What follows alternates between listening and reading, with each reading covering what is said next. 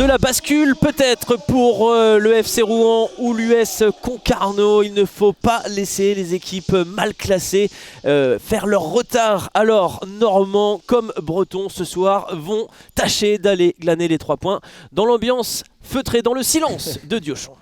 Il faut apporter un petit peu plus que ce qu'ils ont apporté à Châteauroux la semaine dernière, à savoir... Le centre il est bien travaillé de la part de le Valentin, pas le Valentin Sanson, Clément Bassin, pardon, qui vient trouver Charles Aby, qui débloque la situation de la tête. Esteban Salès, c'est trop court et Rouen, malgré l'absence de ses supporters. Pas mal de matchs lors de la saison Covid, alors on s'y habitue.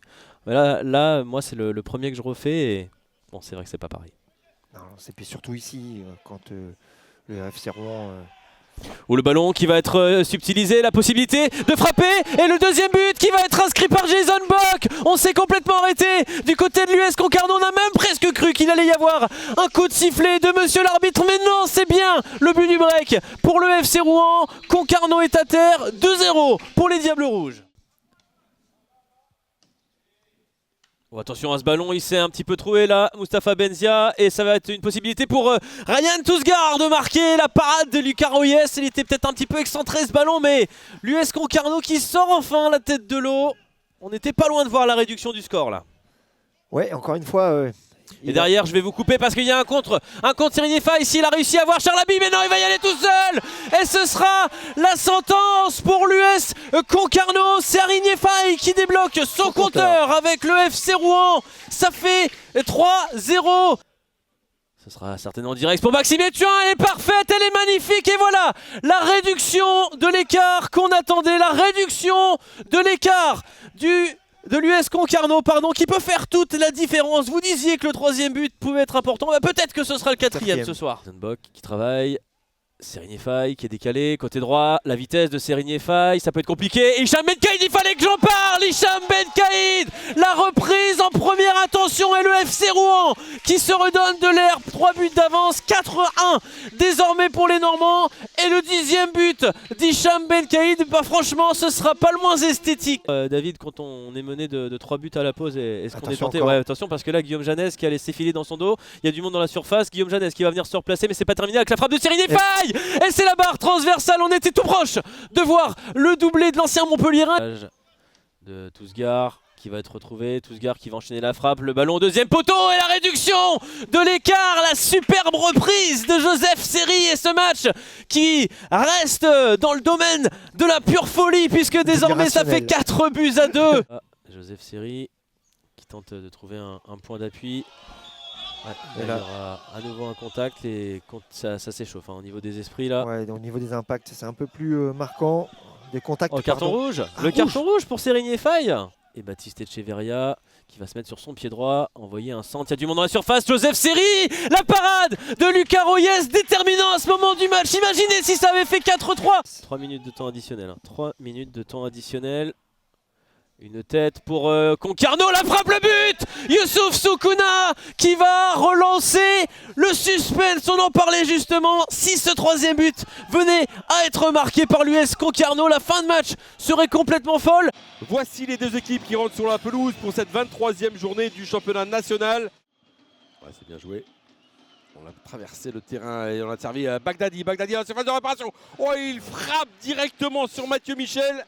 Arrêt réflexe du portier valenciennois. Apois face à Elriti. Apois qui peut centrer. Ils sont 3 joueurs valenciennois. Camblanc qui frappe et l'intervention parfaite de Reynaud.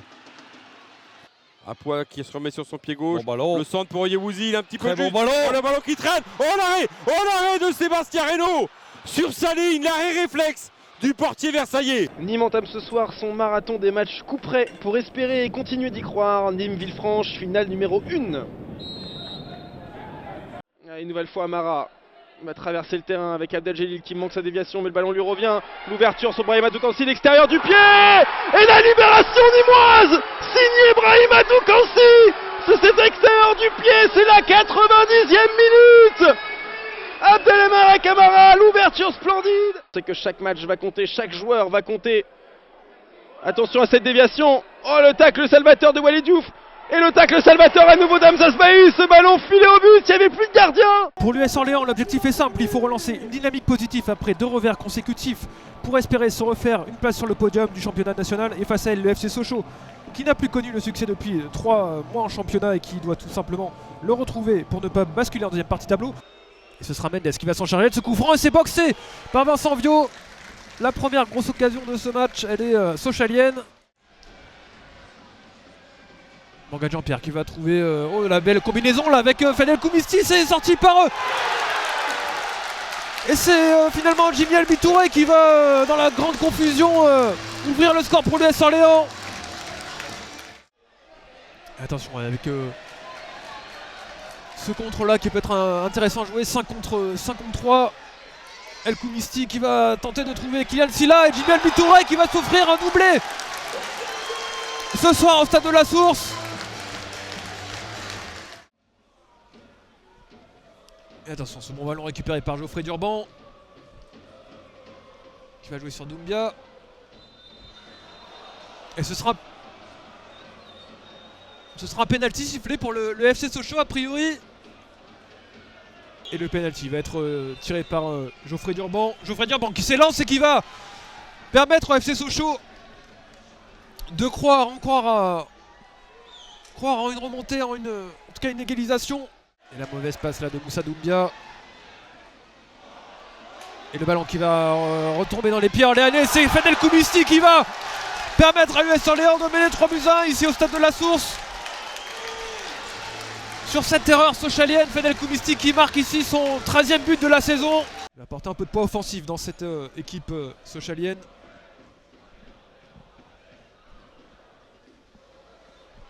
Attention avec cette première position peut-être. Le ballon récupéré par les Sochaliens et les Sochaliens qui vont sur cette action réduire l'écart au score. Et c'est Benchama qui vient redonner espoir aux siens. Et Jean-Pierre il y va là, côté gauche. Le très bon 1-2 là avec Lucas Bretel. Jean-Pierre qui centre en première attention. Et c'est bien couvert par Nassim Ouamou. Attention à ce ballon perdu et Florent Sanchez qui va trouver Tommy Iva. Tommy Iva qui enchaîne directement et qui vient offrir le 4e but pour l'US Orléans. Tommy Iva, le nouvel entrée en jeu. 2 équipes qui se battent encore pour une probable montée. Une seule victoire lors des 8 derniers matchs pour Dijon. Et puis Aubagne qui avait enchaîné 3 défaites avant d'aller l'emporter et retrouver le coup du succès. Et ça va jouer à 2 avec Boudra qui décale encore Benatab pour un corner rentrant avec Mdaouma. Est-ce qu'il a touché ou pas ce ballon? Mais en tout cas, ça fait but déjà au bout de 3 minutes de jeu pour Aubagne qui démarre cette rencontre de manière idyllique. Ce sera pour Jules Meyer. Jules Meyer s'est bien tiré et l'arrêt superbe, exceptionnel de Jordan Gilles. Il s'est envolé pour aller chercher ce ballon proche de la lucarne. Solution, celle de Vargas Rios à côté de lui qui peut centrer vers Parsemin. Il est seul au point de pénalty, n'a pas réussi à conserver ce ballon. Mais ensuite, Barca a suivi. Il n'est pas hors jeu. Yanis Barca, il peut marquer donc son premier but. Steven Simba, 3e buteur de ce championnat, parti à l'échauffement. Marié qui se retourne, qui va donner sur le côté droit. Barca qui peut frapper, la frappe sur le poteau de Yanis Barca, tout proche d'un doublé. Mais Djabala n'a pas pu poursuivre sa course et là il y a celle de Benatab sur le côté droit. Benatab à l'entrée de la surface qui va se mettre sur son pied gauche, qui va frapper et ça passe au-dessus. Cette frappe de Benatab qui a fait se lever le stade de l'âtre de Tassigny. Le ballon dans la surface pour Parsemin. Koutoungou le centre, il a failli être coupé, la reprise de Marié, elle est exceptionnelle, Jordan Marié, l'expérience a parlé, le talent aussi, l'homme 12 saisons avec Dijon, vient marquer peut-être l'un des plus beaux buts de sa carrière.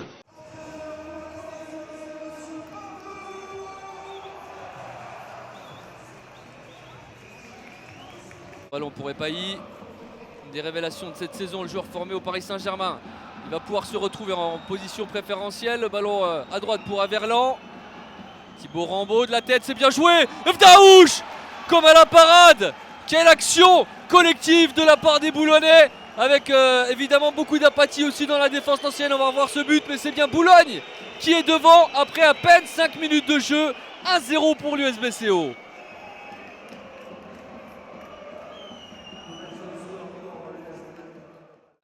petit peu long, c'est dommage pour fini. Daouche. Allez, Sidibé, que va-t-il nous inventer Sidibé? La tête de Dabas qui vient mourir à quelques centimètres du poteau gauche de Yannick Pandore. Ça s'anime. Enfin une occasion franche pour l'AS Nancy-Lorraine. Vercruis, ouais, c'est très bon ballon là de la part de Vercruis pour Averlan. La vitesse d'Averlan, il y a Thibaut Rambaud tout seul. Oh, quel arrêt! Et la barre. Oh, l'arrêt avec la barre qui vient suppléer Martin Sourzac, mais quelle occasion pour les Boulonnais, pour Thibaut Rambaud. Le coup franc avec Vercruis directement. Oh, attention à ce ballon perdu par Sourzac. Alors est-ce que le ballon est rentré dans le but? Oui! Deuxième but pour les Boulonnais. La situation, l'erreur de Martin Sourzac. Et c'est un deuxième but pour l'USBCO. Je n'ai pas vu l'identité du buteur, mais 2 buts d'avance désormais pour Boulogne, ici à Marcel Picot. Et il lève effectivement les. Alors, Et c'est c'est Zohoré. Zohoré qui marque le capitaine. Même lui-même surpris de se retrouver dans cette position. Et un petit peu juste Nicolas Saint-Ruf. Le centre second poteau. Effectivement. Ah, il y avait Saint-Ruf. Et quelle qui parade était là. de Pandore. Et Pandore qui vient refermer la porte. Ouais. Tel un gardien de handball. Ah, et Thierry qui faillit s'en saisir. Et c'est la reprise de volée du pied gauche de la part de Saint-Ruf. Que... Il fallait pas la perdre celle-là. Cherche Sidi Cissé en percussion. Cissé, la frappe de Cissé. Et l'envolée de Yannick Pandore. Il a les gants chauds, le portier de la Côte d'Opale. Les deux équipes vont pouvoir rentrer sur ce terrain synthétique du Stade Pelé. Synthétique comme l'enjeu ce soir, 3 points ou rien. Paris 13 Atlético, Bourg-en-Bresse-Péronne 0-1. C'est votre affiche sur FFF TV. Ballon rendu par la cour, Kenny Rocha pour tenter le lob. Ça part directement vers le cadre, mais juste au-dessus. Vraie frayeur sur ce qui aurait pu être un coup de génie de la part de Kenny Rocha à la 6e minute. Petite consigne pour Bastien Dogno de sortir du mur pour essayer de mettre un peu plus de monde dans la surface. Et pourquoi pas suivre sur le second ballon que Moussa Gall avait repris sans cadrer encore. Traoré dans la surface de réparation, le centre est parfait pour Dadoun qui en 2 temps va profiter de cette première situation. Les couloirs étaient complètement ouverts. 7e réalisation de la saison pour Othman Dadoun. Et c'est dans ces moments-là que les joueurs d'expérience doivent prendre le dessus. Dadoun le fait, répond présent. Et Bourg peut virer en tête à la 40e minute. La 23e journée du championnat de national. Le Mans FC qui affronte Quevilly-Rouen Métropole. Duel de sang et or en faveur des joueurs de QRM avec... justement Jarjou qui passe devant, Jarjou qui va poursuivre encore, il va y avoir penalty. Ah, il va y avoir penalty pour QRM, on l'a dit, attention à cette formation parce qu'il peut y avoir des dangers comme là ça a été le cas avec Yankuba Jarjou. Kosic le borne Kosic. Et le contre-pied parfait, l'ouverture du score pour QRM après 15 minutes de jeu. Et le premier but encaissé pour le Mans FC après 3 clean sheets.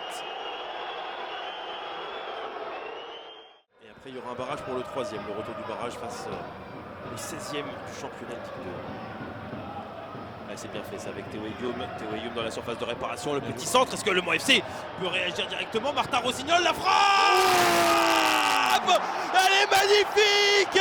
Martin Rossignol! Quelle saison! Quel joueur! Quel but! La réaction 2 minutes après! Incroyable but de Martin Rossignol en première intention, la reprise de volée! Ça fait un but partout! Le long ballon derrière qui est intéressant pour Chibamba qui a un petit peu de temps en plus dans la surface de réparation, mais il n'arrive pas derrière et attention, Il a pris jaune déjà. il a pris jaune tout à l'heure. Ça va faire rouge. Il a pris jaune Chipamba et là il va prendre rouge sur un mauvais contrôle, sur une mauvaise appréciation. Les 2 fois ça a été le cas. Tout à l'heure sans faire exprès, mais la faute était trop dangereuse sur Samuel You. Bernardo qui a touché heureusement. Et attention là avec Edwin Kouarchi qui va frapper. Et l'arrêt, bel arrêt de la part de Bonnevie. Sogad qui va peut-être être dans ses œuvres. Tiens, pourquoi pas Brice Hogan, le centre c'est bien fait avec la tête. Et finalement, le Mont FC est sauvé par l'un de ces petits jeunes. Dili Widi, les deux qui viennent de rentrer ont sauvé le Mans d'un match nul qui aurait été tant cruel. Alors qu'ils sont à 11 contre 10 depuis 25 minutes. Hogan à la passe, Dili Widi à la finition. 2-1 pour le Mans. Il va y en avoir une petite dernière ou pas. Il n'y en aura pas. Le Mans FC n'aura pas réalisé le match de sa vie. Mais le Mans FC s'est imposé 2-1 face à Quevilly-Rouen Métropole. Victoire globalement logique quand même.